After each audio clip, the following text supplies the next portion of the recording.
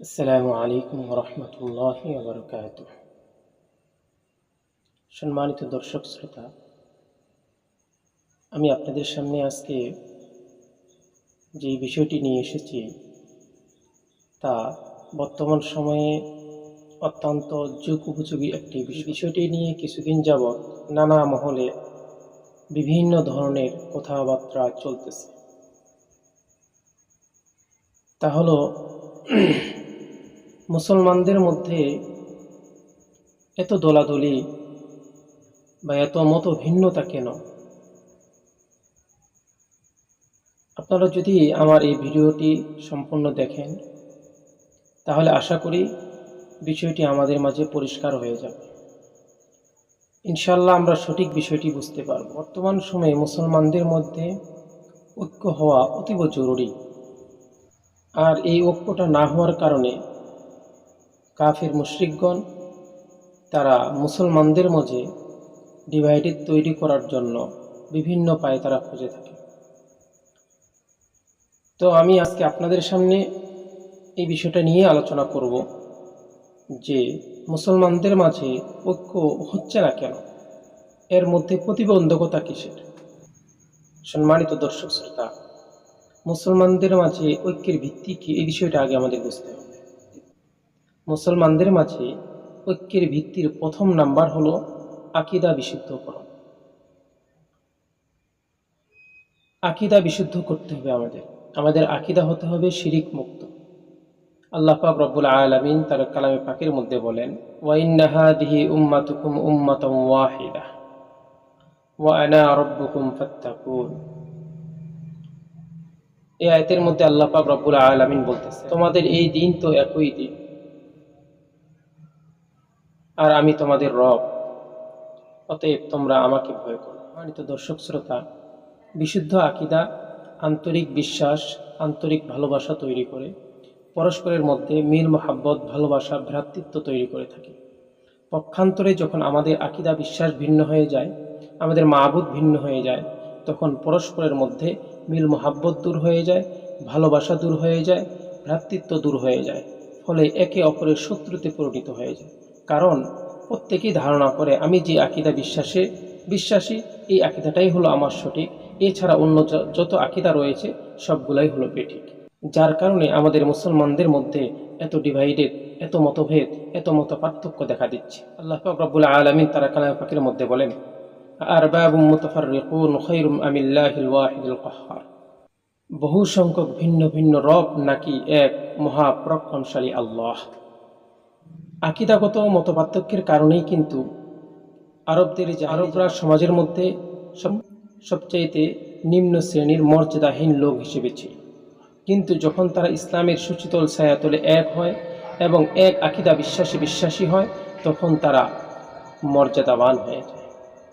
তো এই জন্য প্রথম নাম্বার বিষয় হলো আমাদের আকীদা আমাদের বিশুদ্ধ হতে হবে, শিরিক মুক্ত আকীদা হতে হবে। তাহলেই কেবল আমরা আন্তরিক ভালোবাসা পরস্পরের মধ্যে রাখতে পারব। দ্বিতীয় নম্বরে যে বিষয়টি হলো মুসলিম নেতার নির্দেশ মান্য ও শ্রবণ করণ। এ ব্যাপারে স্বয়ং আল্লাহ রাসূল সাল্লাল্লাহু আলাইহি সাল্লাম হাদিসের মধ্যে বলেছেন, উসিকুম বিতাকওয়াল্লাহ ওয়াস সামঈ ওয়াত তাআহ ইন উমিরা আলাইকুম আবদুন হাবশিয়্যুন ফাইন্নাহু মান ইয়া'iশ মিনকুম ফাসায়ারা ইখতিলাফান কাসীরা। আল্লাহ রাসূল সাল্লাল্লাহু আলাইহি সাল্লাম হাদিসের মধ্যে বলেছেন, উসিকুম বিতাকওয়াল্লাহ, আমি তোমাদেরকে ওসিয়ত করছি তোমরা আল্লাহকে ভয় করো। ওয়াস সামঈ ওয়াত তাআহ, এবং শ্রবণ এবং আনুগত্যের দিক থেকে যদি তোমাদের কোনো হাবশি গোলামও তোমাদের নেতা বানিয়ে দেওয়া হয়, তোমরা তার কথা শ্রবণ করবে। তবে হ্যাঁ, সে যদি ইসলাম অনুযায়ী কথা বলে, কোরআন সুন্নাহর বাইরে কোনো কথা না বলে, তাহলে সেটা তোমাদের জন্য মানা অত্যাবশ্যক। আর যদি কোরআন সুন্নাহর বাইরে কোনো কথা বলে, তাহলে সেটা আমাদের জন্য মানা অত্যাবশ্যক নয়। বর্তমান সময়ে আমরা যাদেরকে আমরা নেতা মনে করে থাকি, নেতা যেটা বলবে সেটাকেই আমরা বিশ্বাস করি। আমরা বর্তমান সময়ে আমার মুরব্বী দ্বারা বা আমার শাসক দ্বারা আমরা ইসলামকে মানি, শাসককে মানতে হবে ইসলাম দ্বারা। বর্তমান সময়ে আমরা নেতার মাধ্যমে ইসলাম যাচাই বাছাই করি, যে নেতা আমার কি বলেছে সেটাই একে আমরা ইসলাম মনে করতেছি। কিন্তু উচিত ছিল আমাদের ইসলামের মাধ্যমে আমাদের নেতা যাচাই করা, ইসলাম যেটা বলছে আমার নেতা কি সেই অনুযায়ী কথা বলেছে কিনা। যদি আমার নেতা সেই অনুযায়ী কথা না বলে তাহলে সেই জিনিসটা আমরা গ্রহণ করব। তৃতীয় নম্বরে যে বিষয়টি রয়েছে, মতানৈক্য এবং মতবিরোধ দূর করার জন্য কোরআন এবং সুন্নাহর দিকে প্রত্যাবর্তন করা। এই বিষয়ে আল্লাহ পাক রব্বুল আলামিন তার কালাম পাকের মধ্যে বলেন, فإن تنازعتم في شيء فردوه إلى الله والرسول إن كنتم تؤمنون بالله واليوم الآخر ذلك خير وأحسن تأويلا। এই আয়াতের মধ্যে আল্লাহ পাক রব্বুল আলামিন বলতেছেন, ফাইন তানাযাতুম ফি শাইইন, যদি তোমরা কোনো বিষয়ে মতবিরোধ পাও, ফারুদ্দুহু ইলাল্লাহি ওয়ার রাসূল, তাহলে আল্লাহ এবং তার রাসূলের দিকে প্রত্যাবর্তন করবে। আল্লাহ এবং তার রাসূল কি বলেছেন সেই বিষয়টার প্রতি লক্ষ্য করবে। যদি তোমরা আল্লাহর প্রতি বিশ্বাস করো এবং পরকালের প্রতি বিশ্বাস করো। সুতরাং কোনো ব্যক্তির মতামত বা মন্তব্যের দিকে আমাদের প্রত্যাবর্তন করা যাবে না। হ্যাঁ, যদি সেই ব্যক্তির মতামত বা মন্তব্য যদি কোরআন সুন্নাহ অনুযায়ী হয়ে থাকে তাহলে সেটা আমরা মানব।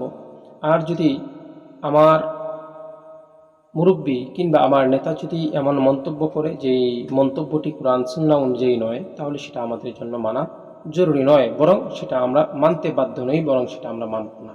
চতুর্থ নাম্বার বিষয়, মুসলমানদের মাঝে মতভেদ বা মতানৈক্য সৃষ্টি হলে তা সংশোধনের ব্যবস্থা করা। এবারে আল্লাহ পাক রব্বুল আলামিন তার কালামে পাকের মধ্যে বলেন, ফাত্তাকুল্লাহ ওয়া আসলিহু যাতা বাইনিকুম, ফাত্তাকুল্লাহ ওয়া আসলিহু যাতা বাইনিকুম, তোমরা আল্লাহকে ভয় করো এবং পরস্পরের মধ্যে যে সংশয় অবস্থা তৈরি হয়েছে সেটা সংশোধন করে নাও। বর্তমান সময়ে আমরা দেখি যে সংশোধন তো আমরা করতে চাই না, বরং কেউ যদি কাউকে কোনো একটি কথা বলে তার প্রতি উত্তর কীভাবে দেওয়া যায় সেই বিষয়টি নিয়ে আমরা চিন্তা করি।